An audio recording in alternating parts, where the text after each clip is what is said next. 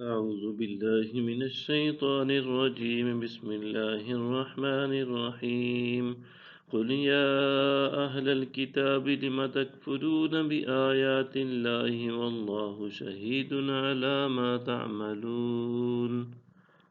فرما دیں اے اہل کتاب، تم اللہ کی آیتوں کا انکار کیوں کرتے ہو اور اللہ تمہارے کاموں کا مشاہدہ فرما رہا ہے۔ قل يا أهل الكتاب لم تصدون عن سبيل الله من آمن تبغونها عوجا وأنتم شهداء۔ اے اہل کتاب، جو شخص ایمان لے آیا تم اسے اللہ کی راہ سے کیوں روکتے ہو؟ تم ان کی راہ میں بھی کجی چاہتے ہو حالانکہ تم خود گواہ ہو۔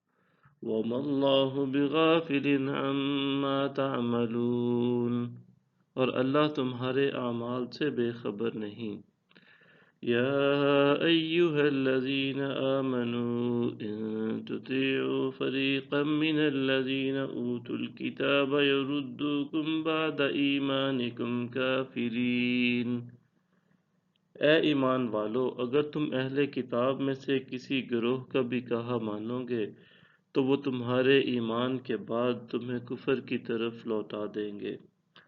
وَكَيْفَ تَكْفُرُونَ وَأَنْتُمْ تُتْلَى عَلَيْكُمْ آيَاتُ اللَّهِ وَفِيكُمْ رَسُولُهُ وَمَنْ يَعْتَصِمْ بِاللَّهِ فَقَدْ هُدِيَ إِلَى صِرَاطٍ مُسْتَقِيمٍ۔ اور تم کس طرح کفر کرو گے حالانکہ تم وہ ہو کہ تم پر اللہ کی آیتیں تلاوت کی جاتی ہیں اور تم میں اللہ کے رسول موجود ہیں، اور جو شخص اللہ کو مضبوط پکڑ لیتا ہے تو اسے ضرور سیدھی راہ کی طرف ہدایت کی جاتی ہے۔ يا أيها الذين آمنوا اتقوا الله حق تقاته ولا تموتن إلا وأنتم مسلمون۔ اے ایمان والو، اللہ سے ڈرا کرو جیسے اس سے ڈرنے کا حق ہے، اور تمہاری موت صرف اسی حال پر آئے کہ تم مسلمان ہو۔ صدق اللہ العظیم۔